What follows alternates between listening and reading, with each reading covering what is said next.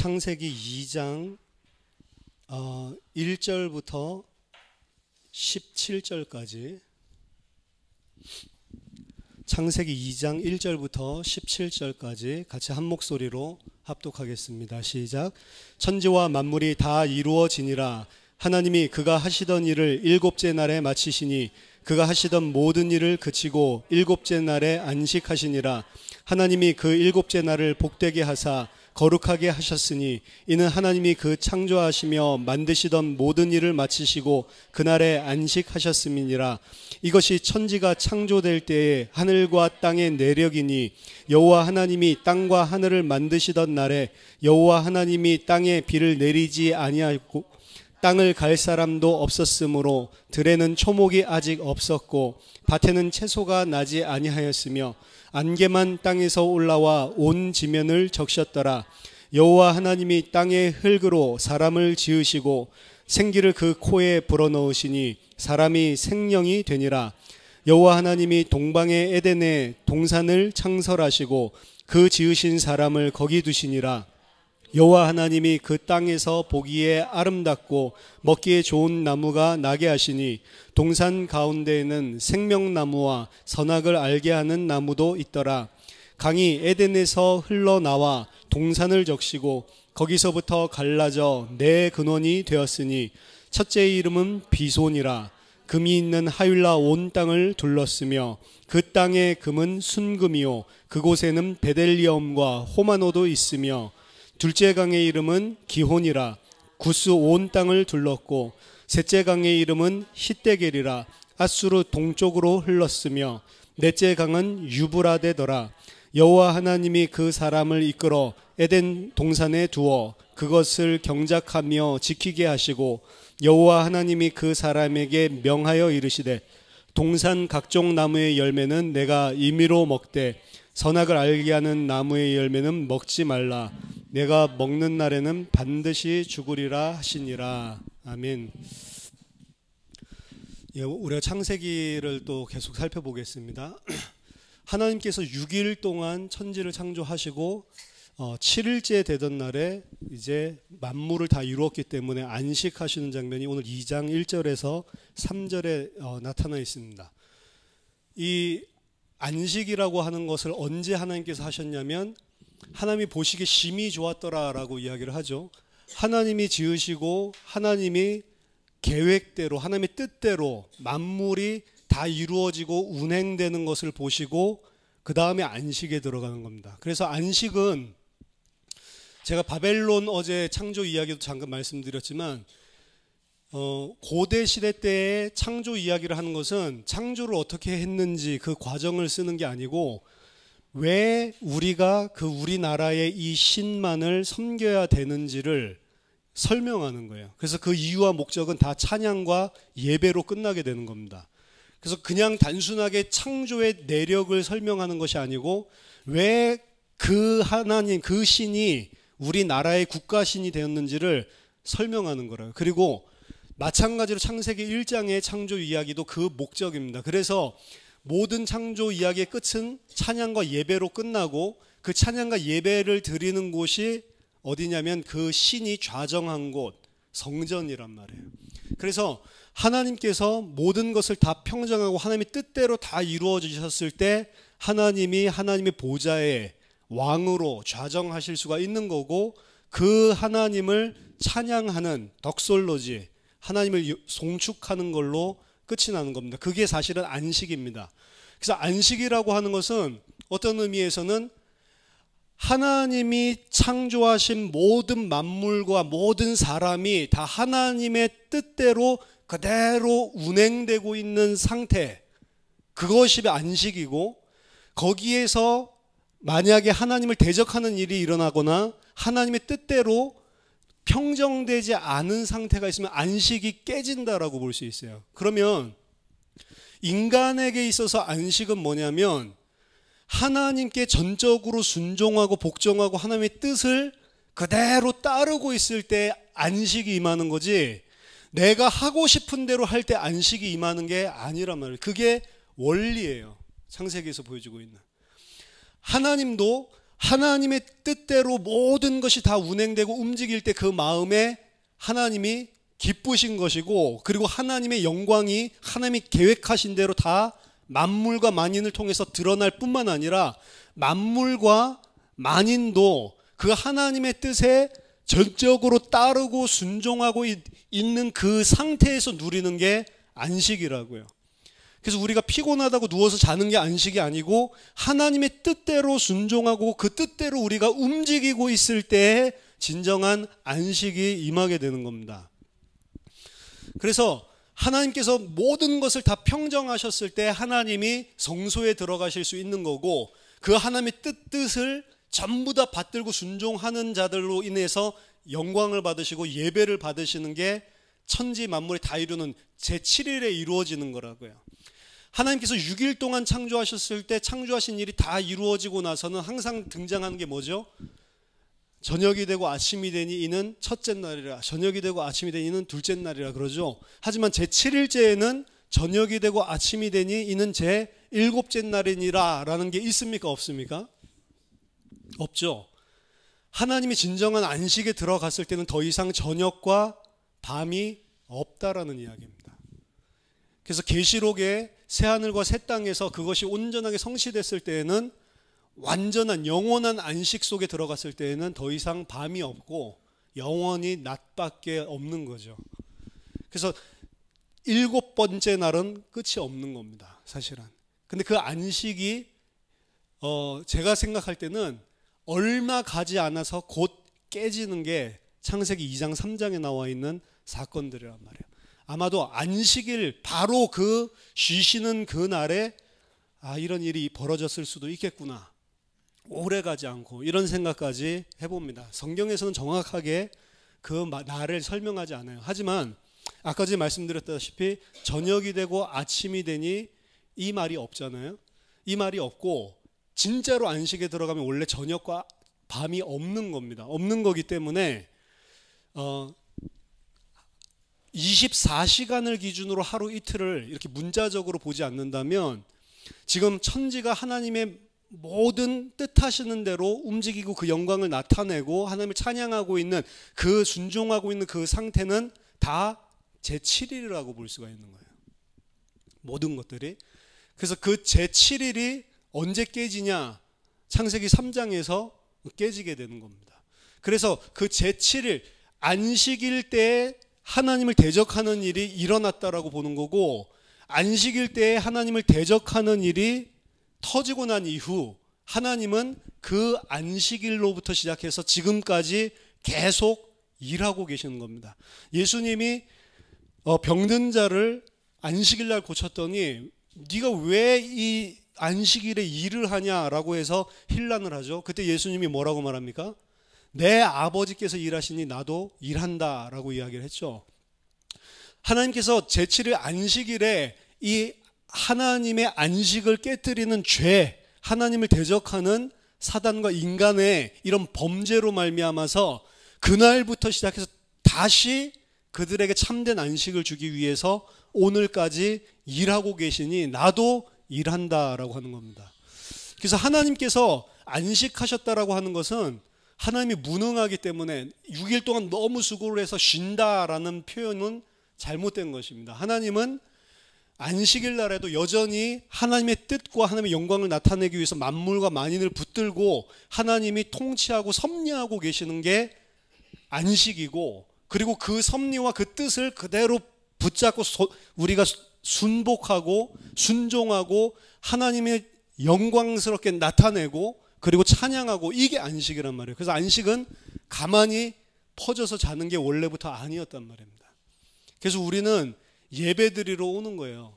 그리고 그 안식이 제7일에 깨지고, 우리는 지금 언제 예배를 드리죠? 7일에 드리는 게 아니고 8일째에 드리고 있는 거죠, 따져보면.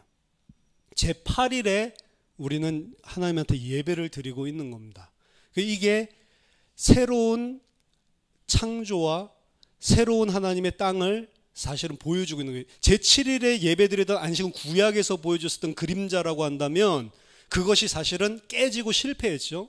그래서 우리는 그날에 하는 것이 아니고 그것이 온전히 회복된 부활을 기념하는 제8일째, 다시 하나님께서 새로운 창조를 시작하신 제8일째에 예배를 드리고 있는 겁니다. 그리고 그게 구약에서부터 이미 예언된 것이 할례라고 볼 수 있죠. 할례는 난지 제8일 만에 행하는 겁니다. 그렇죠? 그래서 반드시 제8일에 새로운 안식이 있는 것들을 구약에서부터 이미 보여주고 있다라고 보는 게 맞죠. 그래서 제7일에 구약의 옛 하늘과 옛 땅, 새 하늘과 새 땅과 대비되어 있는 옛 하늘과 옛 땅에서 실패했었던 안식이 새 하늘과 새 땅에서 완성되는데 그 안식은 제8일째로 이야기해요. 그래서 우리가 예배를 썬데이가 쉬는 날이라고, 무슨 태양신 섬기기 때문에 로마에서 쉬는 공휴일이라고 그날 예배를 드리는 게 아니고 새하늘과 새 땅, 그것의 첫 시작인 첫 열매인 부활, 그리고 제8일째에 이루어질 참된 안식일, 요걸 갖다가 기념하면서 우리가 주일 예배를 제8일째에 드리는 거예요, 사실은. 그렇기 때문에 만약에 우리가 지금도 안식일을 고수하고 구약의 제7일째를 고수하고 있다면 그것은 그리스도를 통해서 이루어진 새로운 창조, 부활, 그리고 새로운 하늘과 새 땅을, 그리고 그것을 통해서 완전한 영원한 안식을 주시겠다는 하나님의 새 언약, 그것을 어떻게 보면 무시하는 거가 될 수가 있어요. 그래서 오히려 거꾸로 지금 그리스도를 통해서 모든 언약이 완성되고 그 완성된 언약이 적용되는 지금 이 교회 시대에 안식일 날 예배 드리는 것은 그리스도를 역행하는 짓입니다, 사실은. 또다시 구약으로 돌아가자고 하는 거예요. 그렇기 때문에 주일 예배 드리는 게 맞는 겁니다. 그리고 성경 곳곳에도 안식 후 첫날에 제자들이 계속 모여있는 모습들이 그려져 있어요. 그들은 안식일도 지켰습니다. 왜냐? 유대인이었기 때문에 회당에 갔지만 크리스찬들끼리 따로 공동체의 모임은 항상 안식 후 첫날의 모임을 가지고 있었다고요. 자, 하나님께서 모든 것을 다 이루시고 하나님의 뜻대로 모든 것이 다 운행되게 되었을 때 안식을 취하시고, 그리고 나서 2장 4절부터는 또 다른 창조 이야기를 이야기하고 있습니다. 창세기 1장 1절부터 2장 3절까지 나오는 이 이야기를 하나의 창조 이야기라고 하고, 2장 4절부터 시작되는 이 이야기를 또 하나의 창조 이야기다라고 이야기하거든요. 그리고 이 창조 이야기는 약간 성격이 다르고 좀 뭔가 모순, 서로 부딪히는 것들이 있는 것 같아요. 왜냐하면 창세기 1장에서는 하나님이 이 지으신 순서들을 보면 인간을 제일 마지막에 짓죠. 근데 창세기 2장에 나와 있는 이 창조의 순서들을 보면 그렇지 않은 것 같습니다. 사람이 없었기 때문에 들에 아직 초목이나 그리고 열매 맺는 이런 나무들 없었고, 마치 사람이 먼저 있어서 그걸 경작해줘야지만 나는 것처럼 이렇게 그리고 있죠. 그래서 이 두 가지를, 두 개의 서로 다른 창조 이야기를 아무 개념 없는 고대의 저자가 그냥 이 창조니까, 창조 이야기니까 두 개를 그냥 병렬식으로 붙여놨다라고 이야기를 하는 겁니다. 아무 개념 없는 거죠. 근데 나중에 지금 고대 히브리어 문학이나 이런 부분들에 대한 연구가 진행되면서 특히 1980년도에 로버트 알트 같은 사람이 본격적으로 연구하기 시작했죠. 그러면서 문학 비평이 발전을 하게 되는데, 문학 비평이 발전되면서 발견한 것은 고대에 분명히 이거는 다른 스토리고 다른 스토리를 소스에서, 자료에서 사용했다라는 것은 인정을 지금 다 합니다. 하지만 그 사람이 그렇게 두 개를 병렬식으로 붙여놓거나 두 개를 함께 사용할 때는 그냥 아무 개념이 없어서 그렇게 한 게 아니고 이걸 통해서 중요한 메시지를 주려고 할 때에 천재적으로 그거를 엮어놨다라는 것을 알아내게 됐습니다. 오히려 우리 지금 현대 리더들이, 현대 독자들이 알아보지 못하는 거지, 고대에 있었던 이런 그 에디터, 편집자들이 뭔가 다른 소스를 두 개를 갖다가 섞거나 두 개를 병렬로 배치시킬 때에는 엄청나게 이 사람은 생각을 하고 그리고 문학적으로도 굉장히 정교하게 생각을 해서 붙이지 그냥 에디팅을 하는 적이 없다라는 말이에요. 그러면 창세기 1장과 창세기 2장에 나와 있는 창조 이야기는 조금만 자세히 들여다본 사람은 이거 뭔가 좀 이상하다라는 느낌이 들 정도로, 그리고 문체라든지 뭐 이런 부분들에 있어서 이거는 같은 저자가 썼을 리가 없다, 틀림없이 다른 소스에서 왔을 것이다 라고 보통은 예상을 합니다. 그래서 창세기 1장에 나온 이야기를 피문서라고 이야기를 하고, 일반적으로, 그리고 여호와 하나님이라는 표현이 나오죠. 창세기 2장에서 나온 창조 이야기를 제2문서라고 이야기를 합니다. 여호와라는 표현이 나왔기 때문에. 그렇기 때문에 이 두 개는 분명히 다른 소스에서 왔다라고 하는 게 오늘날 학자들의 정설입니다. 하지만 최종적으로 이것을 편집할 때는 그냥 그렇게 엉성하게 창조 이야기 두 개 있으니까 하나 버리기는 뭐하네 이렇게 해가지고 하나는 버리기 뭐, 하나를 어떻게 취하고 하나를 버리기 뭐 하니까 두 개를 같이 그냥 놔뒀다라는 게 아니라는 거죠. 그럼 창세기 1장은 왜 이야기를 하고 있고 창세기 2장은 왜 이렇게 붙여놨냐라는 것을 생각해 볼 때, 창세기 1장만 있으면 하나님이 사람의 모든 포커스를 가지고 최고의 왕권과 모든 하나님의 형상으로 축복을 다 주셨는데, 모든 것을 다 주셨는데 그걸로는 불완전하기 때문에 창세기 2장을 끄집어낸 겁니다. 창세기 1장에는 인간을 설명하는 데 있어서 뭘 설명하냐면 왕권을 가지고 하나님의 대리 통치권을 가지고 하나님부터 복을 받아서 모든 것을 통치하고 다스리는, 그리고 하나님께서 자기 자신과 방불한 존재로 만들었던 이 모든 것들을 다 표현하고 있는 게 창세기 1장에 나와 있는 인간론이에요. 근데 창세기 2장에서는 인간의 그 반대면을 보여주고 있는 겁니다. 그렇게 찬란하고 왕이었던 인간이 사실은 어떤 존재냐? 7절에 흙에서부터 취함을 입어서 만들어진 존재다. 이 흙이라고 하는 것은 아파르라고 하는 단어인데, 아파르라는 단어는 먼지, 티끌이라는 표현입니다. 그리고 성경에서 진토라는 표현으로 많이 됐습니다. 성경에서 진토라는 표현을 진토라고 하는 것을 여러분 한번 찾아보세요. 그럼 거의 다 뭐에 관련된 거냐면 아무것도 아닌 존재를 진토에서 일으키셔서 왕으로 삼으셨다라는 내용이 주종을 이루고 있어요. 똑같습니다. 하나님께서 티끌로 사람을 만드시고 그를 창세기 1장에서 말한 것 같은 왕적인 존재로 만든 거예요. 그러니까 왕적인 존재만 이야기를 하는 게 아니고 창세기 2장에서는 근데 그런 엄청난 왕권을 받은 너희가 원래는 뭐였는 줄 알아? 진토였어. 너희는 티끌이었어. 너희는 먼지였어. 아무것도 아닌 존재였던 거야 라는 거를 부각해서 보여주고 있는 게 2장이에요. 그러면서 그런 진토였던 너희를 이런 왕권을, 대리 통치권을 주고 하나님의 형상으로 이렇게 복을 주셨으면 너는 마땅히 그 하나님께 순종해야 되는 거 맞지? 라고 하는 게 창세기 2장에서 보여주는 인간론이라고요. 그래서 사람은 두 가지를 가지고 있는 겁니다. 하나님이 지으신 창조계를 향하여서는 왕이고 마치 하나님과 같은 존재. 모세를 바로에게 보낼 때 말을 잘 못한다고 하니까 아론을 같이 보낸다라고 하면서 뭐라고 하냐면, 내가 모세야 너를 아론에게 있어서 마치 하나님같이 만들겠다라고 이야기를 하죠. 아론에게 있어서 하나님 같은 존재예요. 하나님 같은 존재이기 때문에 모세가 아론이 할 말을 집어넣어 주죠. 그럼 아론이 그것을 말하는 거죠. 이게 원래 인간과 하나님 사이의 관계란 말이에요. 하나님이 인간을 통해서 자기 하시는 일들을 나타내는 그런 관계란 말이죠. 그렇기 때문에 아론은 바로 앞에 섰을 때는 마치 하나님 같은 존재지만 아론은 모세 앞에 섰을 때는 도구에 지나지 않는 거죠. 이걸 통해서 보여주는 거예요. 인간은 창세기 1장의 왕 같은 존재지만 그것은 하나님이 주신 복으로, 하나님이 주신 형상으로 말미암아서 온 천하를 왕 같은 하나님의 대리 통치권을 가지고 다스리는 그런 존재지만 마치 세상을 대해서 우리는 하나님 같은 존재. 대문자 G, God 말고요. small g, God.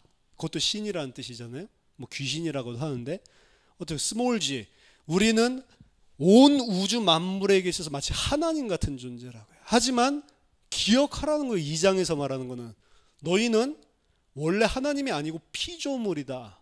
너희는 하나님과 같은 왕 같은 모든 것을 만물에 대한 받았지만 창조주 하나님께는 순종해야 되는 존재다. 근데 그 순종이 어디에서 나오는 거예요?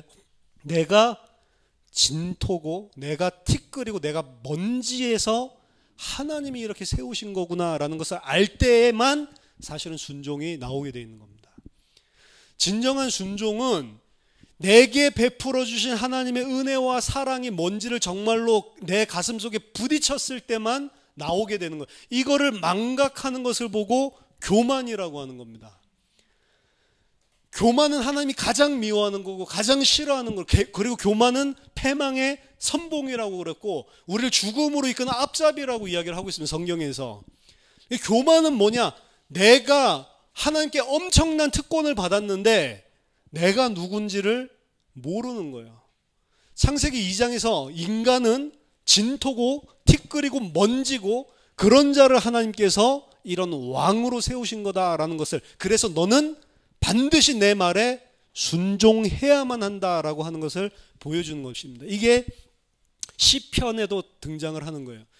시편 1편, 2편은 시편을 여러분들이 보시면 전부 다 제목들이 다 있습니다. 뭐 다윗이 뭐 지은 시, 다윗이 무슨 뭐로 지은 시, 뭐로 뭐 찬송하는 시, 아니면 무슨 성전에 올라가는 시, 막 제목들이 다 있죠. 근데 시편 1편, 2편은 제목이 없어요. 그 제목이 언제 붙여졌냐 잘 모릅니다. 그렇지만 원래는 제목이 없었는데 이게 70인역이 나오고 이럴 때 그때 이제 제목들이 생겼다라고 생각을 하고 있습니다. 그런데 시편 1편, 2편은 제목이 없어요. 이게 사해문서 그 쿰란 동굴에서 발견된 성경만 보더라도 사실은 배열이라든지 이런 순서들이 지금 우리가 가지고 있는 것처럼 딱 고착화되지 않고 굉장히 유동적이었다고요. 시편이 150편만 있는 게 아니고 어쩔 때는 160편이 있기도 하고 혹은 120편만 있기도 하고 굉장히 유동적이고 순서도 뒤죽박죽인데 어느 순간인가 이 순서가 정렬이 되고 그리고 거기에 대한 제목들이 다 붙었단 말이에요.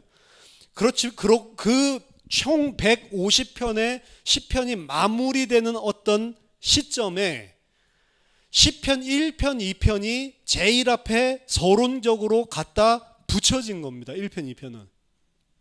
그래서 나머지 148편의 시편들은 전부 제목이 있는데 시편 1편과 시편 2편은 제목이 없어요. 그래서 시편 1편과 2편은 그냥 150개 중에 2개가 아니고 나머지 시편 전체를 관통할 수 있는 어떤 키가 되는 메시지가 그 안에 들어있다라고 보는 겁니다. 그게 시편을 쉐이핑할 때, 이 시편의 모양을 결정하고 결론 지을 때 누군가가 이 시편을 서론적인 역할 2개를 집어넣었다고 그래요. 그 시편 1편은 뭐죠? 여러분 잘 아는 거죠? 복 있는 자는 여호와의 율법을 주야로 묵상하는 자다라는 것을 이야기하죠. 그리고 악인은 다 겨와 같이 날아가고 심판을 견디지 못하게 될 것이고 악인은 의인의 회중에 들지 못하게 될 거고, 뭐에 대한 거냐면 하나님의 말씀을 즐거워하고 그 율법을 묵상하고 이런 인간론에 대해서 설명하고 있는 거예요. 그리고 시편 2편은 하나님의 아들을 세우시는데 그 아들을 철장 권세를 줘서 만국을 다스리는 왕적인 존재로 세운다. 그 왕을 대적해서 모든 민족과 열방들이 일어날 것인데 여호와께서 콧웃음을 치시고 그 아들에게 철장 권세를 주시고 왕으로 내가 오늘날 너를 세웠다, 너를 부어 만들었다라고 이야기하면서 왕으로 세우시는 것을 이야기하고 있습니다. 창세기 1장, 2장에 나와 있는 것을 똑같이 이야기하고 있는 거예요. 하나님의 아들, 하나님이 세우신 하나님의 형상을 뭐로 표현하고 있냐면 하나님의 말씀을 율법을 즐거워해서 주야로 묵상하고 거기에 순종하는 자로 이야기를 하고 있고 그 자에게 하나님이 철장 권세, 왕권을 주신다라고 하는 것을 표현하고 있는 겁니다. 그래서 내가 너를 내 산 위에 부어서 만들었다라는 표현이 2편에 나와요. 원어에 보면 부어 만든다고 하는 것은 우리가 동상을 만들 때는 이렇게 틀을 짜고 그 위에 부어가지고 그 틀 그대로 형상이 나오잖아요. 그래서 창세기 1장에서 인간을 하나님의 형상대로 만들었다. 그거를 부어서 주조해서 그 틀대로 만들었다로 시편 2편에서는 이야기를 하고 있다고요. 그래서 시편 1편과 시편 2편에서 시편은 전체가 다 사실은 메시아에 대한 메시아 왕국 그리고 다윗 왕, 데비드 킹, 다윗의 자손, 다윗의 왕족에 대한 이야기들이 주류를 이루고 있습니다. 그리고 그 다윗의 왕, 데비드 킹은 그냥 다윗의 육신적인 이런 게 아니고 결국엔 그리스도를 이야기하고 있는 게 전부 다 시편이란 말이에요. 그게 바로 하나님의 형상이고 하나님의 아들 이야기인데 왕에 대한 이야기예요. 근데 그 왕은 율법을 즐거워하고 묵상하고 순종해야만 하는 존재라고요.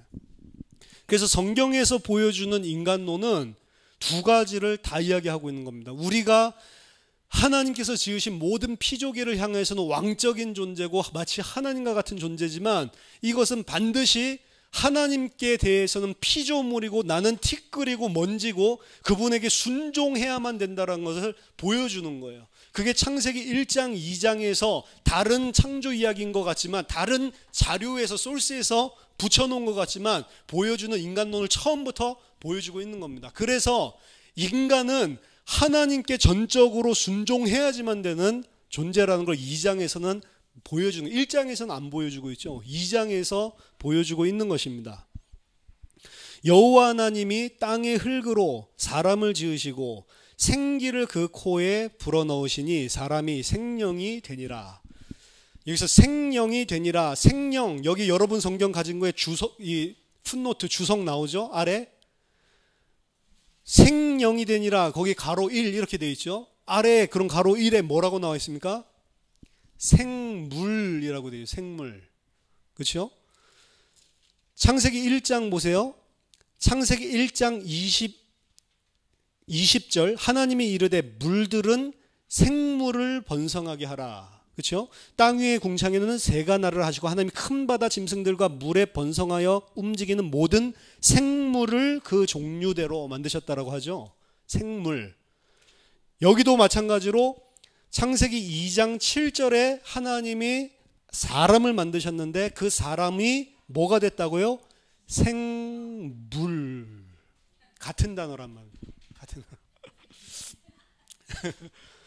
이게 우린 사람이니까 이제 생령이라고, 예, 똑같이 우리가 생물이다 이런 식으로 표현하기는 좀 못하잖아요. 그러니까 사람이기 때문에 번역자가 생령이라고 해놨지 원래는 똑같은 생물이라고 하는 단어입니다. 네페시 하야라고 하는.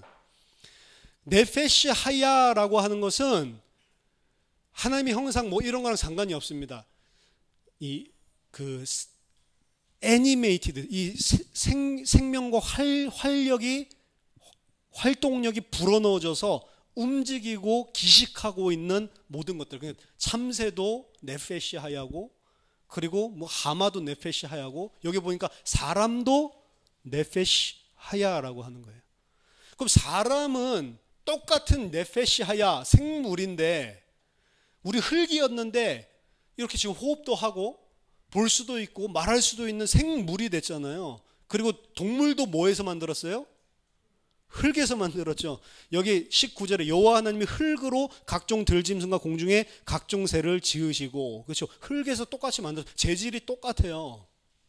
그리고 그들은 똑같은 네페시 하야 생물이 된 거라고요. 근데 사람과 동물과 다른 점이 하나가 등장을 하는 겁니다. 2장 7절에 사람만 생기를 그 코에 불어넣었다라는 표현이 나온 거예요. 생기를 그 코에 불어넣었다. 여기서 생기라고 하는 것은 니슈맛 하임이라고 되어 있습니다. 니슈맛이라고 하는 것은 breath, 하나님의 숨, 바람, 뭐 이런 것들을 의미하고, 하임이라고 하는 것은 생명을 말해요. 그러니까 생명의 바람을 누구에게요? 사람에게만 불어넣었다라고 하는 겁니다. 자, 생기라고 하면 뭐가 생각나죠? 에스겔서 37장이 생각나시죠? 에스겔서 37장을 한번 보세요.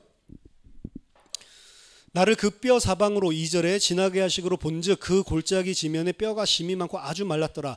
그가 내게 이르시되 인자야 이 뼈들이 능히 살 수 있겠느냐 하시기로 내가 대답하되 주 여호와여 주께서 아시나이다. 또 내게 이르시되 너는 이 모든 뼈에게 대하여 말하기를 너희 마른 뼈들아 여호와의 말씀을 들을지어다. 주 여호와께서 이 뼈들에게 이같이 말씀하시기를 내가 생기를 너희에게 들어가게 하리니 너희가 살아나리라.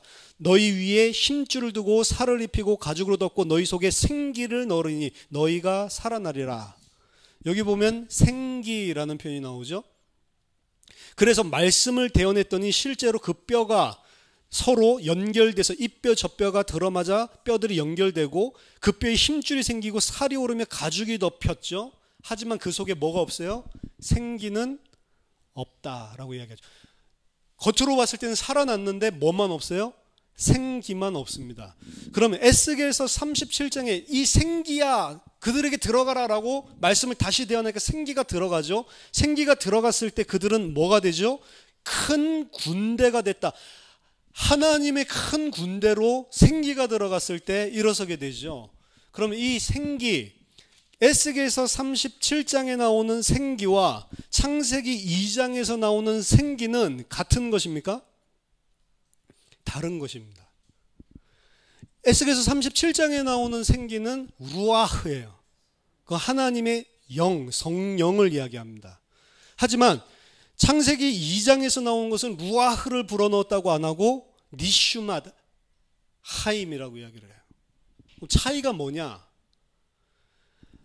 창세기 2장에서 하나님께서 생기를 불어넣으신 것은 창세기 37장에서 불어넣는 그 생기랑 다릅니다. 원어에는 우리나라 말만 똑같지. 차이가 뭐냐? 창세기 2장에서 불어넣는 생기는 성령으로 표현하지 않았다라고 하는 것은 이게 하나님께서 궁극적으로 이루시고 주시려고 하는 생기, 생명이랑 뭔가 차이점이 있다라고 우리가 예측을 할 수가 있는 거예요. 분명히 이 창세기 2장 7절에서 불어넣은 생기는 동물과 사람을 구분짓는 것이긴 하지만 하나님께서 마지막에 우리에게 불어넣어줄 성령과는 뭔가 다른 차이점이 있는 것 같은 뉘앙스를 단어에서 보여주고 있는 겁니다. 그 차이가 뭐냐? 진짜 사람은 어떻게 돼야지 살아있는 존재가 되는 거냐면 하나님의 영, 성령이 들어왔을 때에만 살아있는 존재가 됩니다. 우리가 생명을 얻는 게 아니고 생명은 누구예요? 예수 그리스도고 성령 자체가 생명입니다. 그래서 그 영이 우리 속에 들어오셔야만 우리가 살게 되는, 그래야 생명을 소유하게 되는 거예요. 그리고 그것은 성경에 보니까 영원하다라고 이야기를 합니다. 근데 아담이 가지고 있었던 요것은 영원한 생명이 아니에요. 분명히 동물과는 차이가 나는데 이것은 아담이 범죄할 경우에 떠나갈 수가 있는 겁니다. 구약에 나타나는 성령과 똑같은 모습을 하고 있는 거죠. 그래서 하나님께서 니시맛 하임, 생기를 불어넣었을 때 생명이 되긴 됐지만 이 존재는 그 생명을 잃을 수도 있고 소유할 수도 있는, 그게 바로 생기예요. 여기서 말하는. 하지만 우리가 에스겔서 37장은 말세를 비전으로 보여준 건데 말세 때 우리에게 불어넣어 주시는 생기, 성령은 우리가 잘못을 한다고 떠나갑니까? 안 떠나가죠. 영원히 우리에게 생명으로 임하는 거죠. 차이가 있다고요. 그래서 아담은 분명히 동물들과 다르게 하나님과 교제하고 소통하고 하나님을 알 수 있는 생기를 불어넣음을 받았지만 이것은 영원히 변하지 않는 영원한 생명으로 주어진 것이 아니라고요. 그럼 사람을 죽었다라고 표현을 하는데 영적으로 원래 이 생명을 가지고 있다가 이 생명이 떠나간 것이 아니고 사실은 그 생명을 그리고 하나님을 알 수 있고 인지할 수 있는 영역에서 생기를 주셨는데 그 생명을 취할 수도 있고 그리고 그 생명을 잃어버릴 수도 있는 상태가 니슈맛 하임이란 말이에요. 그러면 아담은 하나님께 순종함으로 그 생명을 얻던지, 생명을 얻은 상태는 계시록에 나와 있는 계시록 20장에서 22장에 나와 있는 그 상태가 생명을 얻은 상태란 말이야. 아담은 처음 지을 때부터 그 생명을 소유한 상태로 태어난 거는 아니라고요. 그럼 처음부터 아담은 불완전한 상태죠. 그리고 그 시험을 통과해야만, 어떤 과정을 겪어야만 계시록 20장, 22장에 나오는 그 생명을 영원히 소유할 수 있는 상태가 되는 거라고요. 그렇죠? 그리고 그 아담은 여실히 그 시험에 실패하게 됩니다. 실패하게 됐을 때 어떻게 되죠? 그 니슈마 하임 자체도 잃어버리게 되는 거예요. 그래서 생명을 잃어버린, 이 2장 7절에 이 생기를 잃어버린 인간의 상태를 성경에서는 짐승과 똑같이 표현하고 있는 거예요. 왜요? 하나님을 이제 알지도 못하고, 그 하나님이 주시는 생명도 알지 못하고, 내 먹고 사는 여기에만 혈안이 돼서 나중심적으로 육신적인 것, 땅의 것들만 추구하고 사는 그 상태를 영이 죽은 상태라고 이야기를 하는데, 그게 영이 죽은 상태는 어떤 상태냐? 그냥 네페시 하야예요. 그냥 생물이라고요. 그래서 아담이 타락을 하고 난 이후에 하나님께서 아담이 짐승이 되었다라고 하는 것을 성경 안에서 계속 보여주시는 겁니다. 창세기 1장 29절에 보면 하나님이 이르시되 내가 온 지면에 씨 맺는 모든 채소와 씨 가진 열매 맺는 모든 나무를 너희에게 주노니 너희의 먹을거리가 되리라. 사람에게 하나님께서 무엇을 먹을거리로 주셨습니까? 온 지면에 씨 맺는 모든 채소와 씨 가진 열매 맺는 모든 나무가 인간의 먹거리란 말이에요. 그러면 30절에 모든 짐승과 모든 새와 생명이 있어 땅에 기는 모든 것에게는 뭘 줍니까? 모든 풀은 풀을 먹을거리로 준다라고 이야기를 했죠. 따라서 사람이 먹는 음식과 먹을거리와 동물과 짐승들이 먹는 먹을거리가 분명히 나뉘어져 있습니다. 짐승은 열매 먹는 게 아니에요, 원래. 그렇죠? 사람은 원래 풀 먹는 게 아닙니다. 그런데 창세기 3장에 보면 타락하고 난 이후에 창세기 3장 16절에 보면 17절에 보면 아담에게 이르시되 네가 네 아내의 말을 듣고 내가 네게 먹지 말라 한 나무의 열매를 먹었은즉 땅은 너로 말미암아 저주를 받고 너는 내 평생에 수고하여 그 소산을 먹으리라. 땅이 내게 가시덤불과 엉겅퀴를 낼 것이다. 네가 먹을 것은 밭의 채소인즉 네가 흙으로 돌아다가 할 때까지 얼굴에 땀을 흘려야 먹을 것을 먹으리니. 네가 먹을 것은 여기선 밭의 채소인즉이라고 표현하고 있죠. 원래 아담이 먹어야 될 건 뭐였죠? 씨 맺는 열매 맺는 채소, 그리고 나무 열매를 먹는 거였죠. 근데 지금 뭐를 먹는다고? 이제는 너는 밭의 채소를 먹는다. 밭의 채소는 누가 먹는 거예요? 짐승이 먹는 거라고요. 그러니까 사람이 하나님의 생기를 받았다가 이 생기가 떠나고 나니까 이제 누구 수준으로? 똑같은 짐승과 같은 생물 수준으로 떨어진 것을 보여주고 있는 겁니다. 그리고 가죽옷을 지어 입혀주는 것도 어떻게 보면 1차적으로는 가죽옷을 뒤집어 쓰고 있으면 그 모습이 짐승이죠. 사람이 아니고. 짐승 수준으로 타락하고 짐승 수준으로 떨어져 버렸다라는 것을 이야기하고 있는 겁니다. 그래서 구약 성경에서는 하나님을 모르고 하나님을 믿지 않는 모든 자들을 다, 이방인들을 짐승이라고 표현을 하는 거예요. 그렇죠? 짐승, 말 그대로 짐승입니다. 그렇기 때문에 성경에서 인간은 하나님과의 이 관계가 끊어지고 이 하나님을 알지 못하고 하나님이 원하신 것도 알지 못하고 하나님이 계신 것도 알지 못하고 하나님이 주시는 이 영원한 생명도 알지 못하고 살아가고 그게 단절된 상태로 살아간다면 전부 다 그냥 짐승이라는 거예요. 짐승. 그러면 하나님께서 인간에게 이 주셨던 모든 복을 가지고 있었을 때 짐승은 어떤 존재였냐? 19절에 아담이 이름을 다 각기 각 생물의 이름을 부르고 이름을 지어주는 그런 대상자가 짐승입니다. 이름을 불러준다는 것은 주권을 이야기하는 겁니다. 하나님은 만물을 그 이름, 그 수요대로, 만상을 그 이름대로 부르신다. 우리 잘 아는 복음성가 중에 내 이름 아시죠? He knows my name.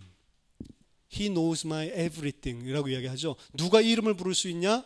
그 사람을 아는 자, 그 사람에게 주도권과 정보권을 가지고 있는 자가 이름을 부르는 겁니다. 우리나라도 비슷하죠. 이름 함부로 부르면, 그렇죠? 아이가 어른 이름 함부로 부르면 이게 어디서 이름을 불러 이러죠. 나는 마음대로 부를 수 있지만 아이는 어른에게 이름 부르면 안 되죠. 그게 이제 주도권, 지배력 이런 것들을 이야기하는. 이 유대 사회도 마찬가지입니다. 사실 모르면 이름을 못 부르죠. 알아야 되는 거고, 그리고 이름을 부를 때 통치하고 다스리는 요게 관계가 형성되는 거예요. 그래서 아담이 처음에 갈빗대를 취해서 여자를 만들어 주셨을 때 여자는 이름을 지어줍니까? 안 지어줍니까? 안 지어줍니다. 여자는, 동물들 다 이름 지어주는데 여자는 이름을 안 지어줘요. 여자는 통치하고 다스려야 될 대상이 아니라는 거죠. 그래서 그냥 그 여자는 이름을 안 지어주고 그냥 남자에게서 취하였은즉 여자라고 하리라. 원어에 보면 이씨가 남자거든요. 이씨에게서 취하였은즉 이샤라고 하리라. 그냥 이씨의 여성형 아가 붙으면 이샤. 그래서 여성 그렇게 표현을 한 거지 무슨 이름을 따로 지어주지 않는 겁니다. 언제 이름 지어주죠? 창세기 3장 19절, 창세기 3장 20절에 지어주죠. 아담이 그의 아내의 이름을 하와라 불렀으니. 왜 이름 지어줬죠? 짐승 취급하는 거죠. 짐승 취급. 창세기 3장 16절에 죄를 짓고 난 다음에 이 짐승이 되어버리고 난 다음에 인간관계가 어떻게 됐냐면 여자는 남자를 다스리려고 그러고 남자는 여자를 다스리려고 그런다고요. 그게 이제 우리나라 말 표현으로는 너는 남편을 원하고, 옛날 성경에는 넌 남편을 사모하고 라고 돼 있고 남편 너를 다스린다 라고 돼 있으니까 뭔가 다른 단어라고 생각하는데 똑같은 단어라고요. 남편을 원하고도 남편을 다스리려고 그런 거고, 그리고 정복하려고 그러는 거라고요. 그 원한다라고 하는 게. 죄의 소원은 내게 있으나 창세기 4장에 너는 그를 다스릴지니라. 죄는 나를 다스리려고 그러는데 가인아 너가 그 죄를 다스려야 된다라고 이야기를 한 거죠. 이게 다른 단어로 썼지만 그 안에서 대꾸로 쓰면서 죄는 가인을 삼키려고 그러고 가인은 죄를 삼켜야 된다라는 이야기를 하는 거예요. 서로 주도권을 가지기 위해서 싸우고 있는 걸 이야기합니다.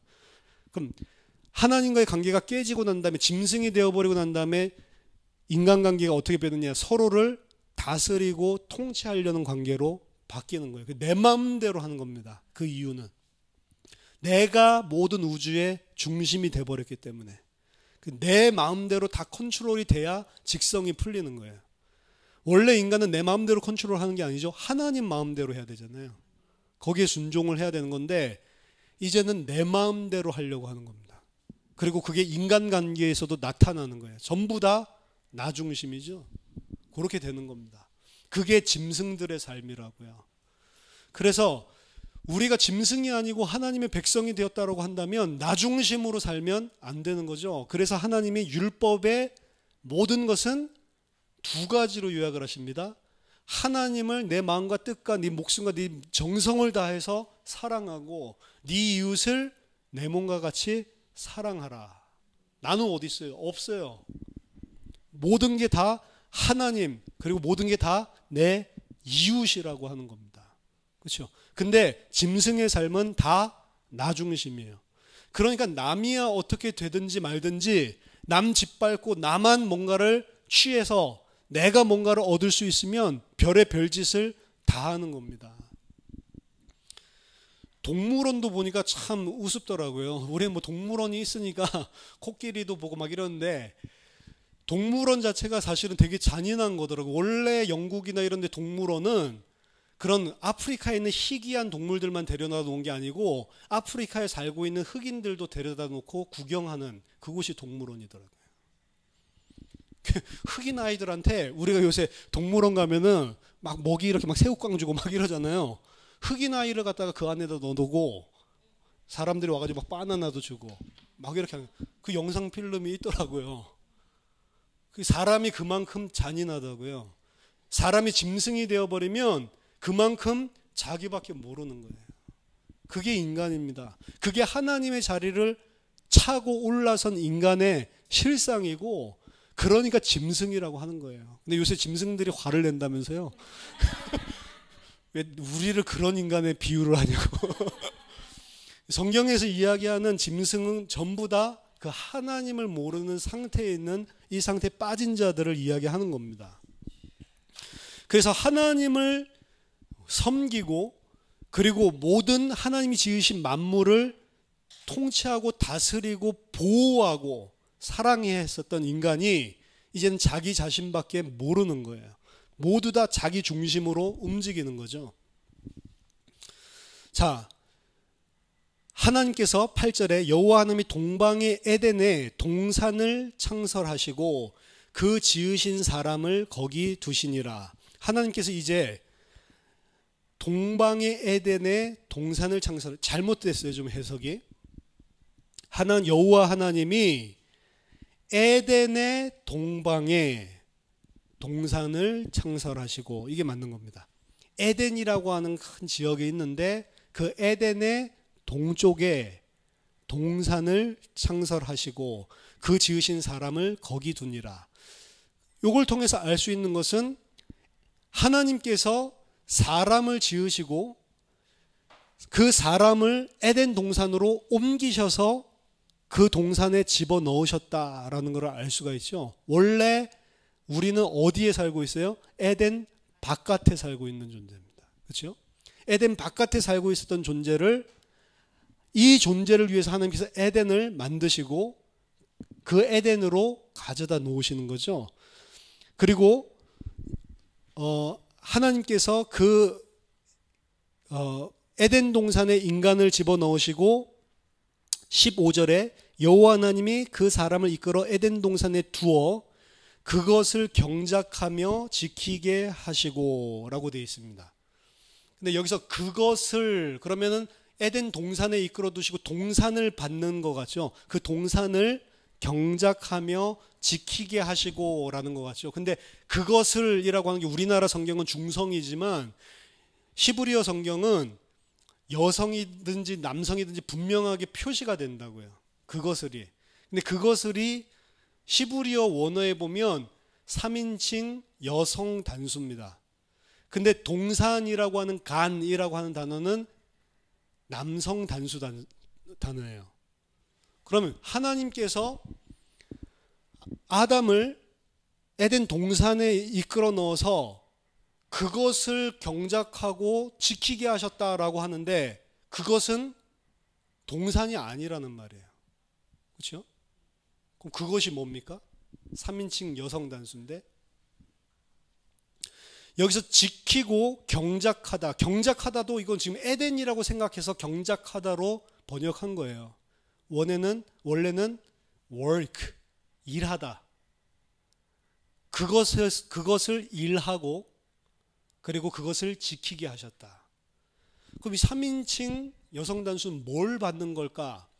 자, 이 일하다 그리고 지키다라고 하는 단어는 어디에서 쓰인 거냐면 성막 안에서 레위인과 제사장이 하나님께서 시키신 일을 하고 그 성막을 지키는 일을 했습니다. 레위인들 칼 차고 성막에 부정한 자가 오지 못하도록 가드하고 있는 거죠. 레위인은 그 일 때문에 출애굽기 32장에서 부르심을 받은 족속입니다. 부정한 자가 억지로 침입하려고 하나 이러면 칼로 쳐서 죽이고 지키는 게 레위인이란 말이에요. 그냥 집만 나른 게 아니고 이 사람들은 하나님의 성전을 거룩하게 지키는 존재였단 말이에요. 그래서 아담이 에덴 동산을 그냥 지킨다로 표현을 하지 않고 그 에덴을 뭐로 지금 표현을 하고 있는 거냐면 하나님의 성전, 성막인 것처럼 지금 표현을 하고 있는 겁니다. 이 창세기 1장, 2장에 나오는 창조 이야기가 누구를 위한 거라고요? 이스라엘 백성을 위한 거라니까. 그러니까 이스라엘 백성은 그걸 보면 지키고 경작해? 이게 뭐지? 이거 레위인 하는 일인데 이걸 이미 알았습니다. 그래서 유대인 정통에 이거를 성막에 산 레위 제사장들이 한 일을 아담에게 시키는 거구나. 이 에덴이라고 하는 것은 그냥 그게 아니고 하나님이 계신 곳, 성전을 상징적으로 보여주는 거구나 라고 자기네들 이야기 때문에 그냥 알아들었다고요. 근데 우리는 원어도 모르고 이러니까 모를 뿐이지. 이미 에덴 동산에 끌어놓을 때 이 아담은 레위적인 제사장적인 직분을 이미 하나님께 부여받은 존재입니다. 그리고 곧바로 뭘 주죠? 말씀을 주시죠. 선지자적인 직분을 이어받은 존재라고요. 그리고 모든 것을 통치하고 다스리라고 했죠. 왕적인 존재를 이미 받은 거라고요. 그래서 아담은 왕, 제사장, 선지자직을 받은 존재입니다. 기름 부음 받은 자의 이 세 가지 직분을 이미 다 부여받은 존재라. 그게 하나님의 형상입니다. 그리고 골로새서 1장 14절 15절 보니까 그리스도께서 바로 하나님의 형상이고 왕, 제사장, 선지자 이 세 가지 직분을 감당하는 거죠. 근데 아담은 그 세 가지 직분을 받았는데 이 세 가지 직분을 불순종으로 인해서 전부 다 실패하는 존재. 그게 첫 번째 아담 이야기란 말. 모든 것들을 다 축복으로 주셨는데 하나님께서 모든 것을 다 은혜로 주셨는데 그걸 다 상실하게 되는 게 첫 번째 아담 이야기라고요. 하나님께서 동산에 9절에 보니까 동산 가운데에는 생명나무와 선악을 알게 하는 나무도 있더라. 동산에 분명히 두 가지 나무가 함께 있었죠. 둘 다 동산의 중앙에 있었습니다. 물론 이 9절 제일 끝에 나오는 동산 가운데에 생명나무와 선악을 알게 하는 나무도 있더라 라고 하는 것은 후대에 삽입이 된 거라고 보통 봅니다. 후대에 삽입이 됐다. 후대에 어느 시기에 삽입이 됐다. 이건 잘 모르겠지만 후대에 삽입이 됐다. 왜냐하면 흐름상 맞지 않기 때문에 학자들이 내린 결론입니다. 근데 우리는 그런 거 신경 쓸 필요가 없어요. 우리는 뭐만 신경 쓰면 되냐면 성경의 마지막 완성본만 신경을 쓰면 됩니다. 마지막 완성본에서 최종적인 계시를 우리에게 주는 거기 때문에 이게 그래도 어느 틈인가 초과가 된 것 같은데 이거 빼고 생각해야 되나 넣고 생각해 그런 생각 우리가 할 필요 없다고. 우리는 우리가 가지고 있는 파이널 본만 생각을 하면 됩니다. 동산에는 두 가지 특별한 나무가 있었는데 선악을 알게 하는 나무와 생명나무가 두 가지가 다 있었죠. 자, 첫 하늘과 땅, 첫 창조 때에 하나님의 동산, 하나님이 계시는 곳에 선악과와 생명나무가 두 가지가 다 있었습니다. 근데 계시록, 새로운 땅, 새로운 하늘 창조했을 때는 선악과가 있습니까? 없죠. 생명나무 있습니까? 있죠. 하나 있습니까? 무수하게 많죠. 그렇죠? 원래 하나님께서 창세기 1장, 2장, 3장에서 창조하신 이 창조 이야기는 앞으로 장차 완성될 그 새하늘과 새 땅을 향한 첫 시작이지만 좋은 것이지만 아직 완성되지는 않은 상태라고 어제 계속 말씀을 드렸습니다. 완성된 그 땅에는 더 이상 선악과가 없는 거예요. 선악과는 뭐죠? 시험입니다. 시험. 프로베이션. 하나님의 시험이 더 이상 없는 곳. 그리고 뭐만 있어요? 생명나무만 가득한 곳입니다. 그럼 이 생명나무는 누가 먹을 수 있냐? 계시록 21장 보니까 끝까지 싸워서 이기는 자, 승리하는 자만 생명나무를 먹을 수 있다라고 이야기를 합니다. 그럼 끝까지 시험을 참고 그리고 그 시험에 승리하고 이기는 승리자만이 생명나무를 먹을 수 있는 거예요. 근데 이 새하늘과 새 땅에는 더 이상 그 시험이 없다라는 거예요. 그 말은 무슨 말이냐? 새하늘과 새 땅은 그 시험을 끝까지 참고 이긴 사람들만 살고 있다는 이야기예요. 그래서 더 이상 시험이 없는 겁니다. 그 사람들은 이 시험을 통과한 사람들이에요. 그러면 창세기 1장에서 나오는 선악과 생명나무 두 나무가 있는데 우리는 이렇게 생각합니다. 아이씨, 그러면 선악과 먹고 생명나무 먹었으면 되는 거 아니야? 이렇게 생각을 한다고요. 바보같이 바로 옆에 있었는데 왜 그걸 안 먹고 선악과를 먹었지? 생명나무를 안 먹고? 일단 생명나무의 효과에 대해서는 의견이 분분합니다. 생명나무를 한 번만 먹으면 영원히 살 수 있다, 이렇게 말하는 사람도 있고, 생명나무를 계속 먹어야 살 수 있다라는 그게 있어요. 만약 후자라고 한다면 먹어도 아무 소용이 없는 것이거니와, 그리고 후자를 할 수 있는 게 아닙니다. 생명나무는 결국 66권 계시를 통해서 밝혀진 하나님의 말씀에 의하면 반드시 시험을 끝까지 참고 이기고 통과해서 승리자가 돼야만 먹을 수 있는 게 생명나무예요. 그러지 않으면 생명나무 못 먹는 겁니다. 그렇기 때문에 반드시 통과해야 될 시험을 하나님께서 계명을 허락하신 거고, 왜 그 계명을 허락하셨냐? 그 계명에 승리하고 생명나무를 주시기 위해서. 누구를요? 하나님이 택하신 백성들. 이 땅은 사실은 하나님이 택하신 백성들이 끝까지 시험을 참고 이기고 승리해서 생명나무를 먹을 수 있는 자로 성장시키는, 양육하는 장이라고 하는 거예요. 그 교회 1260일 동안 광야에서 교회를 양육했다라고 이야기하는 겁니다. 그래서 우리가 이 땅에서 해야 될 것은 새하늘과 새 땅에 어울리는 자로 우리 자신이 계속 바뀌어 나가는 거예요. 그걸 철저하게 깨닫고 나중에 새하늘과 새 땅에 들어갔을 때는 우리가 자유의지를 가지고도 절대로 하나님을 대적하지 않고 하나님을 순종할 수밖에 없는 그 은혜와 사랑을 정말 아는 자로 깨닫게 하는 게 이 땅입니다. 나머지는 뭐죠? 그러면 나머지는 다 그것을 돕는 하나님의 도구에 불과하는 겁니다. 사단도 마찬가지예요. 하나님이 사단이 하나님과 사단과의 사이의 관계는 창조주와 피조물과의 관계잖아요. 싸움을 할 수가 있어요? 없죠. 마지막 때에 보면 하나님이 바로 유황불못에 던져라 하면 그냥 들어가는 거예요. 이거는 내가 왜 들어가, 대적할 수도 없는 겁니다. 비교가 안 되는 거예요. 왜냐? 하는 말씀 한마디면 끝나는 존재이기 때문에. 그럼 사단이 하나님이 죄를 짓게 하는 자는 아니지만 사단이 자의적으로 하나님을 대적하고 일어나서 천사 3분의 1을 모아서 하나님의 반역할 계획을 세우고 그 보좌에 내가 앉겠다라고 움직이고 모의를 하고 있었을 때 알았을까요? 몰랐을까요? 알죠. 근데 왜 가만히 놔두죠? 도구로 사용하려고.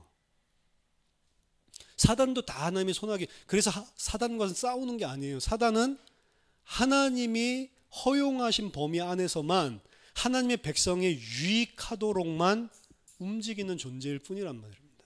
그렇죠? 사단을 막 결박하고 귀신을 막 안 결박되죠, 잘. 왜 안 될까요? 하나님이 허용해 놨기 때문에. 그걸 통해서 뭘요? 나를 양육시키는 도구로 삼고 있는 거라. 그렇죠? 예를 들어서 집안에 귀신 들린 자가 있거나 아니면은 정신 문제 때문에 막 시달리는 자가 있거나 얼마나 힘들어요. 그걸 갖다 우리가 기도해서 정신이 온전하게 되고 귀신 떠나가고 이렇게 얼마나 좋습니까? 안 그렇게 된다. 왜 그렇게 해놨어요? 하나님이 나에게 인내하고 참고 승리자가 되고 네 상황과 환경을 그리고 사람을 네가 원하는 대로 정복하고 다스리고 네 주도권을 가지고 통치하는 것이 아니고 하나님께서 허락해 놓으신 환경과 상황과 하나님이 정해 놓으신 틀 속에 복종을 하라는 거예요. 힘들어도. 그래도 순종할 수 있어? 그래야 너 하나님의 사람이야. 끝까지 참고 인내해야만 네가 새하늘과 새 땅에 들어갈 수 있는 거야. 그걸 계속 양육시키는 거라고. 근데 우리는 계속 그거를 없애달라고. 양육 그만해주세요. 양육 그만해주세요. 이렇게 하고 있는 거라고. 나 그거 되기 싫어요. 나 새하늘과 새 땅에 적합한 자 되기 싫어요. 이거 좀 없애주세요. 라고 하는 거라고요. 그래서 이 땅을 사는데 고통은 안 없어지는 겁니다. 계속해서 우리를 성장시키게 만드는 도구로 활용하는 거예요. 그럼 왜 그렇게 어려운 걸 나에게 허락해 주셨을까? 다른 사람들은 그렇게 양육을 해도 좀 내가 봤을 때는 저 사람만큼만 좀 해도 돼. 내가 워낙 사악해서 그래요. 내가 너무 사악하기 때문에 웬만큼 해가지고는 못 깨달으니까 그런 거예요. 하나님이 우리를 시험하는 것이 아니고 너희 욕심 때문에 너희가 시험 받는다라고 그래서 야고보 사도가 이야기하는 겁니다. 그래서 우리가 우리 컨트롤하려고 하나님의 자리에 계속 서려고 하는 게 강할수록 더 강력한 교보제를 사용할 수밖에 없는 거예요.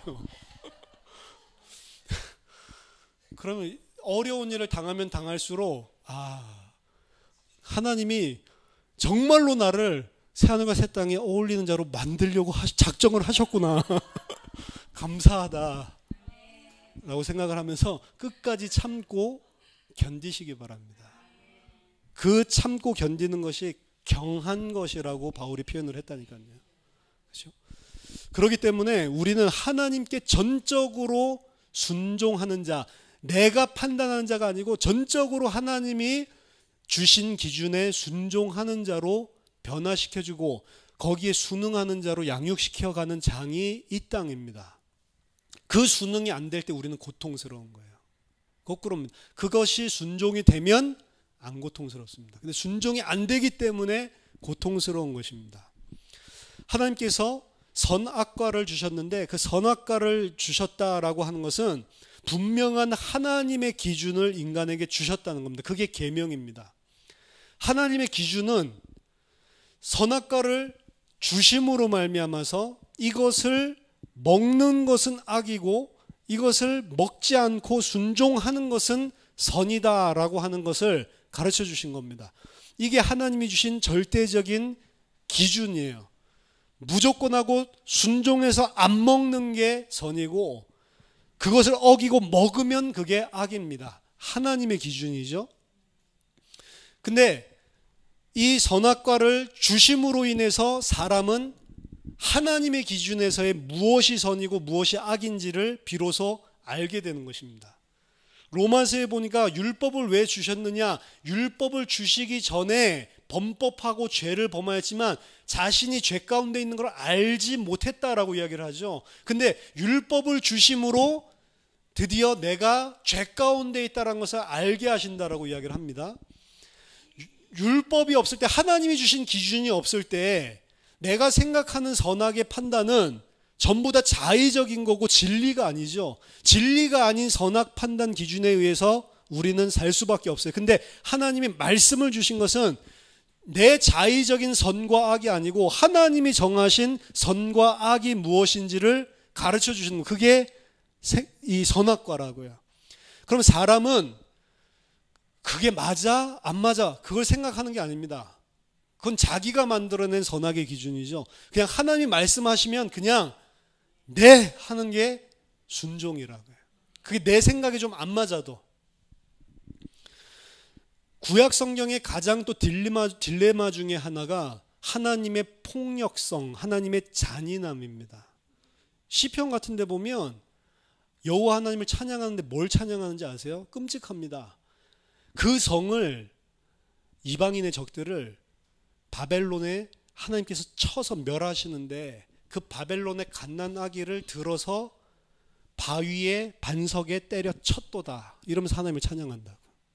여러분, 아기를 갖다가 갓난아기를 들어가지고 반석에다가 쳐서 터져서 죽는 걸 상상해 보세요. 잔인하죠? 근데 그렇게 하면서 찬양한다고. 성경에 보면 가나안 족속을 멸하라고 하시는데 무슨 노인이나 여자나 아이나 남김없이 진멸을 하라고 그러죠. 다 죽여버리라고 그러고. 그리고 동물들도, 짐승들도 다 죽여버리라고 합니다. 근데 그거를 안 죽이고 지껏 챙긴 인간이 있죠. 아간. 그렇죠? 왜 챙겼죠? 자기가 생각할 때는 너무 아까우니까. 그렇죠? 하나님이 말했으면 그게 기준이라니까. 죽이라고 그러면 내가 생각할 때는 저 갓난아기 어떻게 하지? 그래도 죽이는 거예요. 그거 너무 진짜 뭐 이런 괴물 같은 하나님이 다 있어. 그러니까 이게 지금 딜레마래 돼요. 우리는 계속 하나님을 평가할 때도 잔인한 하나님, 그걸 어떻게 우리가 해석을 해야 될까라고 생각을 하는데, 성경에서 말하는 것은 네가 생각할 때 잔인해? 그건 네 생각이야. 하나님은 다 죽이라고 하면 넌 그냥 죽이면 돼 라고 하는 거예요. 너무 이상하죠. 아브라함을 보고 아들을 죽이라고 그럽니다. 그럼 지 생각이 없어야 돼요. 죽이라고 하면 그냥 죽이면 되는 거예요. 거기에다 대고 아니 하나님이 공평하게 해야지 내 아들을 갑자기 죽이면 어떻게 하면 이 무지한 아들을 이렇게 하면 그게 지가 하나님 앞에 하나님이 되고자 하는 거라니까요. 아브라함이 원래 그랬잖아요. 하나님 봤을 때 소돔 고모라가 너무 악해, 내가 다 쳐서 죽이겠다고 하니까 지가 나서가지고 그걸 대제사장적인 기도라고 이야기를 하는데, 하나님 의인 50명이 있으면 어떻게 할 겁니까? 40명이 있으면 10명이 있으면 어떻게 할 건데요? 이렇게 이야기하면서 뭐라고 말한 줄 아세요? 천하를 심판하실 분이 공의로워야 되는 거 아닙니까? 라고 이야기하면서 어디 감히 악인과 의인을 한꺼번에 죽이려고 땡! 하나님한테 이러고 있는 거라니까. 쥐가 하나님보다 더 의로워요. 그리고 하나님 의롭지 않다? 자기 생각에. 하나님이 죽여버리시려면 그냥 다 죽이는 겁니다. 그게 내가 생각할 때 용납이 안 되고, 인본주의적인 그리고 인의 박애 정신에서는 뭔가 이게 맞지 않다 해도 하나님이 하신 거는 그냥 깡그리 다 하나님이 옳습니다 하고 죽이라고 그러면 죽이는 거예요 그냥. 그럼 그 영혼은 어떻게 되지? 내가 알 바 아니죠. 우리는 뭘 신뢰하냐면 내 생각과 판단에 묶이는 하나님이 아니라는 것을 신뢰하는 겁니다. 그는 창조주고 나는 피조물이다. 창조주 하나님의 생각은 우리가 생각하는 것과 다르다. 차원이 다르다. 그분이 하는 것은 항상 옳고, 그분이 하는 것은 내가 이해가 안 되더라도 항상 의로운 것이고, 나는 그분에게 순종해야 된다라고 하는 게 있어야 된다고. 근데 그게 없어요. 그게 없는 게 그냥 없다 정도가 아니고 내가 하나님이 되려고 하는 거라니까. 그렇기 때문에 주변의 사람, 상황, 환경, 그리고 심지어는 시간표까지도, 아유 이 복음 좀 빨리 알게 하시지. 빨리 아신 게 아니고 지금이라도 아는 게 감사한 거라니까. 지금이라도 우리가 복음을 깊이 있게 알고 이해하게 된 것은 그 과거의 기간이 다 있었기 때문에 알게 된 것이지, 과거에 준다고 알 수 있는 게 아니라니까요. 과거에 줬을지도 몰라. 그냥 우리가 몰라서 그러는 거지. 우리가 계속 못 깨달은 걸 수가 있는 거지. 하나님은 가장 정확합니다. 모든 시간과 상황과 환경과 사람, 모든 것을 다스리는 데 있어서 완전히 의로우시고 선하시고, 그럼 거기에 순종을 한다면 고통이 없어진다. 근데 순종을 못하는 겁니다. 하나님 그래도 이렇게 해주셔야 되는 거 아닙니까? 계속 우리는 그래도 이럴 때는 이렇게는 해주셔야지, 계속 우리가 하나님의 자리에 서려고 하는 거라고요. 선악과는 이 먼지였던, 티끌이었던, 진토였던 아담을 왕적인 자리에 올려 세우시면서 하나님이 주신 기준입니다. 그 기준은 굉장히 쉽고 간단한 것입니다. 뭐만 인정하면 되냐? 하나님은 창조주고 나는 피조물이다. 하나님은 의로우시고 나는 악하다. 하나님은 모든 것이 다 참이신 분이다 라고 하는 것만 인정하면 되는 겁니다. 너무 쉬운 건데 그걸 못하는 거예요. 아담만 못하냐? 우리도 못하고 있는 겁니다. 우리가 아담이라니까요. 우리가 아담과 같이 땅의 형상, 흙의 형상을 가진 자라고 이야기를 하는 겁니다. 우리가 못하는 거예요. 그래서 아담은 선악과를 먹음으로써 선과 악을 알게 되는 것이 아니고, 선악과를 하나님께서 명령하셨을 때 이미 선이 무엇이고 악이 무엇인지를 알았던 것입니다. 말씀을 통해서, 말씀이 주어지지 않으면 우리는 무엇이 선이고 무엇이 악인지 몰라요. 근데 말씀을 통해서 우리는 무엇이 악이고 무엇이 선인지를 비로소 알게 되는 것입니다. 그래서 너가 아는 선악 말고 내가 주는 이 진리의 기준으로 선악을 알 수 있도록 말씀을 허락해 주시는 겁니다. 그렇기 때문에 우리가 생각할 때, 왜 예수 믿지 않고 저렇게 착하게 산 사람이 평생 지옥에 가야 돼요? 그건 누가 지금 선악의 판단의 기준이 돼 있죠? 그렇죠? 내가 돼 있는 거죠. 그런 거는 말이 안 되는 겁니다. 하나님이 지으신 선악의 기준은 예수로 말미암아 의롭게 되는 것. 그게 하나님 기준이에요. 그럼 그 기준대로 하시는 겁니다. 그럼 저 죽는 사람 너무 불쌍하잖아요. 불쌍하지 않습니다. 그 사람들은 원래 짐승이고 원래부터 흙입니다. 흙이라니까요. 흙을 갖다가 지옥에다가 집어넣는다고 여러분들이 화낼 필요는 없잖아요. 화납니까? 흙이라니까요. 그냥 흙을 그냥 쓰레기통에 집어넣은 거예요. 근데 왜 여러분들이 화를 내냐고.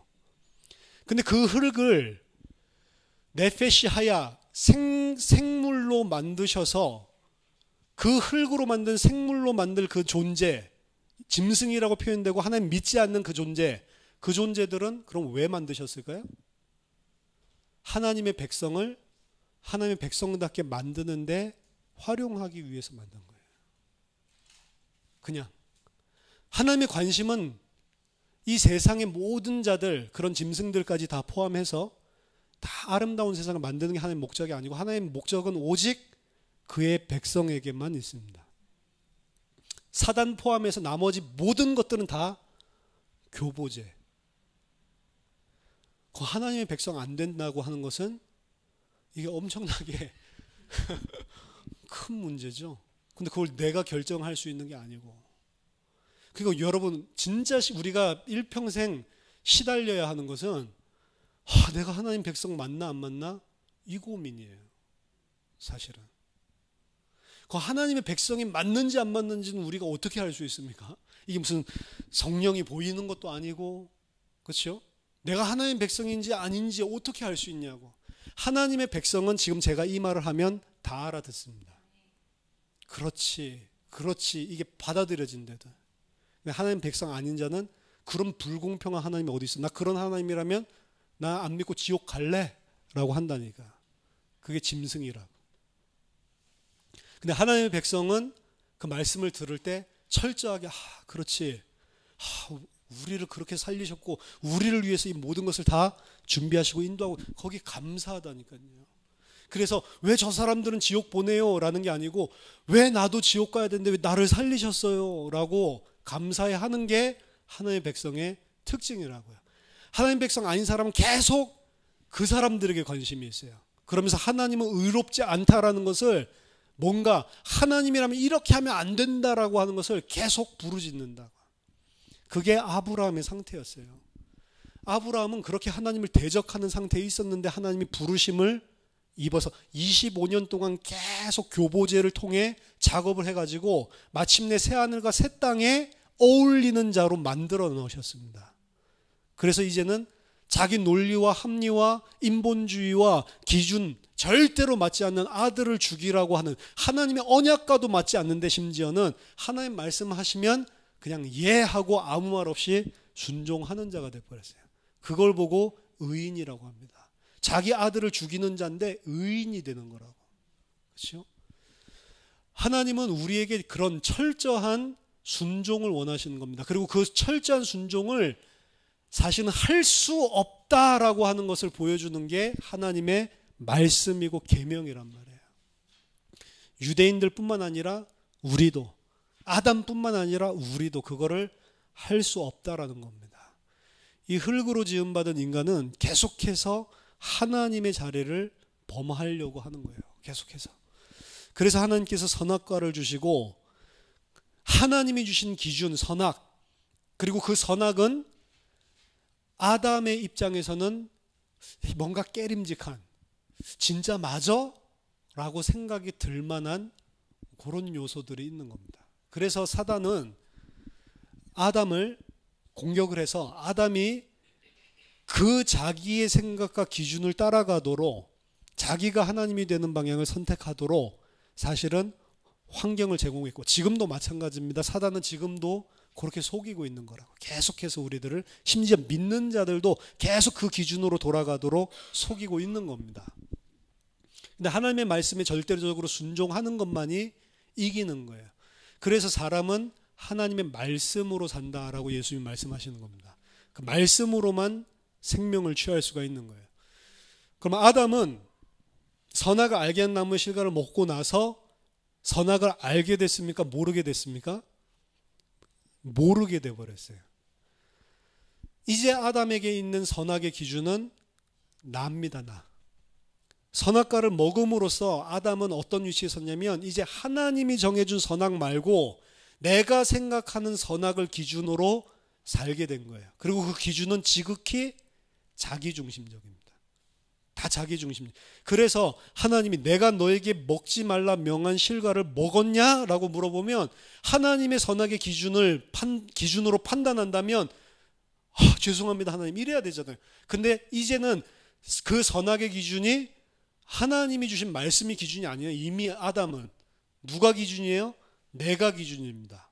그러니까 잘못했다고 회개하기는커녕 하나님이 만들으셔서 내 옆에 있게 한 여자, 그것 때문에 내가 먹은 거 아닙니까? 누가 만들어 달라고 그랬어요? 나 괜히 깊이 잠들게 하시고 내 갈비뼈 누구 마음대로 뽑아가지고 지 멋대로 만들어가지고 하나님이 괜히 이 여자 만들어서 내가 먹게 된 거 아닙니까? 이건 누구 잘못이에요? 전적으로 아담 기준에서는 하나님 잘못, 여자 잘못. 나는 아무 잘못 없어요. 그렇죠? 왜요? 이제 내가 선악의 기준이 됐으니까. 그러면은 선악을 이제 하나님이 주시는 기준이 아니라 인간 중심의 선악 기준을 창세기 3장에서부터는 이제 세워나가는 겁니다. 이제 하나님을 알지 못하게 되고 하나님 말씀을 모르게 되면 우리는 계속 나 기준으로 선과 악을 나누고 판단하게 돼 있어요. 그렇기 때문에 아까 전에 말했었던 교보제들도 하나님은 선한 뜻을 가지고 주셨지만 이제 나는 그 교보제와 하나님의 뜻에는 전혀 상관이 없어요. 나만 관심이 있다고. 내가 힘들면 나쁜 거야 그냥 무조건. 내가 좋으면 무조건 좋은 겁니다. 전부 기준이 나예요. 그래서 내가 좋은 걸 취하고 남은 피눈물을 흘려도 내가 좋으면 그걸로 장땡인 겁니다. 그러니까 그 무참하게 그 학살을 하고 뭐 나치라든지 그리고 이 일본이라든지 일본 놈들 그 마루타 뭐 이런 것들 보면 잔인하잖아요. 사람들을 갖다가 실험 교보제로 삼고 심지어는 사람 기름으로 비누 만들고 이 독일군들이 다 그런 짓 한 거 아닙니까? 사람을 갖다가 뭐 이렇게 하면 비누 몇 장 만들 수 있을까 이런 거 실험하고 이런 거 아니에요? 우리가 비누 몇 장 나왔다. 그럼 이거 우리가 군수용품으로 어떻게 쓸 수 있겠다. 이런 거 계산하고 자빠진 게 사람이라고요. 근데 그 사람들도 다 가정을 가지고 있고 자기 아들, 딸들이 있는 사람들이야. 자기 가정에 가서는 야 스테이크 먹자. 아빠가 고기 사왔다. 이런다니까. 나가서는 사람을 갖다가 기름 짜가지고 비누 만들면서. 뭐예요? 다 내 기준이라고 내 기준. 그러면서도 끝까지 우리는 과학적인 실험을 하기 위해서 그렇게 한 거고 그 인류의 의학 발전에 엄청난 도움을 줬다라고 이야기하지 진정한 회개를 안 계속 뭐라죠? 변명을 한다고. 나 중심으로 세워놓은 논리를 가지고 계속 나를 방어하는 쪽으로 계속 그게 내가 만들어 놓은 선악의 기준이고 내가 하나님이 된 거라고. 지금 아담이 똑같은 방어 기제가 발동은 걸리는 겁니다. 그리고 하와도 똑같죠. 여자도 네가 어찌하여 이렇게 하였느냐? 잘못했습니다. 이렇게 이야기를 해야 되는데 뱀이 그렇게 한 거 아니냐? 왜 뱀 만들어가지고 전부 다 하나님을 블레임하는 겁니다. 그래서 죄인들은 자기 자신이 잘못하지 않았다는 이 방어 기제 때문에 자기의 잘못을 지적하는 사람이 있으면 죽여버리는 겁니다. 그래서 선지자들이 다 죽임을 당한다고요. 왜 선지자들이 죽임을 당하냐? 사람은 자기가 선악 판단의 기준이 되었기 때문에 자기의 잘못된 것들을 지적하는 것들을 보면 죽이고 싶은 거라고요. 이게 적게는 미움이지만 이 미움이라고 하는 것이 내가 힘과 능력이 있으면 죽이는 쪽으로 나타나게 되어 있는 겁니다. 그리고 그것은 사람, 선지자를 죽일 뿐만 아니라 하나님이라도 내가 하나님보다 더 능력이 있고 하나님보다 더 파워가 있는 위치에 쓴다면 하나님도 죽여버리는 겁니다. 그게 십자가 사건이잖아요. 계속 너희들 죄인이라고 하니까 나 의롭다고 하는데 그건 너희 생각이고 하나님 기준에서 너희 지금 다 죄야 이야기하니까 죽여버렸잖아요. 똑같다니까. 사람도 그렇게 죽이는 거고 선지자도 그렇게 죽이는 거고 하나님도 죽이는 거 전부 다 내가 기준이 돼 있는 겁니다. 진짜로 우리가 그리스도를 알고 구원을 받았고 하나님의 은혜를 알았다면 그 주장할 게 사실은 없어지는 게 맞는 겁니다. 뭘 더 이상 주장할 게 있어요? 뭐 이렇게 해주세요, 저렇게 해주세요. 그렇죠? 기준 자체가 바뀌어 버리는데, 오히려 아담과 하와는 선악과를 먹고 난 이후에 무엇이 선이고 무엇이 악인지를 모르게 되어버렸습니다. 그리고 정말로 하나님께서 말하시는 선과 악을 모를 수밖에 없는 거짓 선과 악의 기준을 자기 안에 세우기 시작했다고요. 이게 이제 인본주의, 그리고 이게 인간의 문명, 그리고 인간의 인애, 그 박애, 이 모든 것들을 다 말하는 겁니다. 이제는 하나님이 아니고 나예요. 그래도 그렇지, 하나님이시라면 저 다른 종교 있는 사람도 구원해 주실 거, 저 사람도 얼마나 착하게 일평생 살았는데, 내 기준이죠. 전부 다 하나님과 상관없는 겁니다. 자, 3장 22절에 보니까 여호와 하나님이 이르시되 보라, 이 사람이 선악을 아는 일에 우리 중 하나같이 되었으니 그가 그의 손을 들어 생명나무 열매도 따먹고 영생할까 하노라 하시고. 자, 선악을 아는 일에 우리 중 하나같이 되었다라고 하는 것은 제가 여러 번 설명을 드렸지만 이제 하나님처럼 선과 악이 무엇인지를 알게 됐다라는 이야기가 아닙니다. 아담과 하와는 이제 선과 악이 무엇인지 모르는 무지중의 상태에 처하게 됐다니까요. 근데 왜 여기서는 선과 악을 아는 일에 우리 중 하나같이 되었다라고 표현되어 있냐? 되었다라고 하는 하야라고 하는 표현을 되었다라고 번역을 했기 때문에 그렇습니다. 하야라고 하는 단어는 비동사 아니면 become 동사로 해석되는 동사인데, 비동사로 바꾼다면 여호와 하나님이 이르시되 보라, 이 사람이 선악을 아는 일에 우리 중 하나였었는데, 하나와 같았었는데, 우리처럼 선악을 알고 있었었는데, 알았는데 라는 식으로 표현이 바뀌는 거예요. 그리고 그것을 뒷받침하는 것이, 여기에 보면 한국말에는 표현이 안 되어 있지만 그 히브리어에는 구문이 있습니다. 구문. 영어에도 구문이 있죠. if 절이 들어가면 반드시 then 그 뒤에 절이 따라 나오는 것처럼 if 나오면 앞에 절이 끝나고 나면 then 결과가 나온다. 만약에 뭐라면 then 그렇다면 이렇게 이런 식으로 if then은 항상 따라 나오는 거죠. 그것처럼 여기도 부아타라고 하는 게 구문이란 말이에요. 부아타가 나오고 난 다음에는 뭐 뒤에 따라 나오는 구문이 따라 나와야 되는데, 그 따라 나온 구문이 안 나오고 생략된 상태로 원문이 되어 있습니다. 그러니까 하나님의 입장에서 그 구문을 정확하게 쓴다면, 이 아담과 하와가 원래는 우리처럼 선악을 아는 일에 우리와 똑같이 하나였었는데, 이렇게 되는 거예요. 근데 지금은 선악을 알지 못하게 되어버렸으니 이제 이 상태에서 생명나무를 먹으면 안 되겠구나라고 하는 게 그 다음 이야기입니다. 그래서 모든 성경이 사실은 2000년 넘게 창세기 3장 22절을 선악을 아는 일에 우리 중 하나같이 되었으니로 해석을 합니다. 그게 틀린 거라는 거죠. 하나님처럼 아는 게 아니죠. 선악을 이제 여기서 말한 것들을 그대로 받아들인다면 하나님이 말해주는 선악을 아는 것이 아니고 지가 생각한 새로운 선악의 기준을 가지고 하나님 같은 자리에 앉게 됐다라는 걸로 해석할 수가 있는 겁니다. 이제 하나님이 주신 선과 악을 전혀 모르고 안 받아들이는 존재로 타락을 해버린 겁니다. 그렇기 때문에 그 상태에서 그가 손을 들어 생명나무 열매 따먹고 영생하게 되면 안 되죠. 그래서 하나님께서 죽음이라는 것을 통해 하나님이 다시 그들을 살리시기 위해서 영생을 얻지 못하게 하고 화영검을 두르시고 그룹 천사를 보내셔서 더 이상 생명나무에 오지 못하게 하시는 겁니다. 그래서 어떻게 보면 하나님의 사랑이라고 볼 수 있습니다. 이 상태에서 영생하지 못하도록 죽음이란 거를 허용할 수 있도록.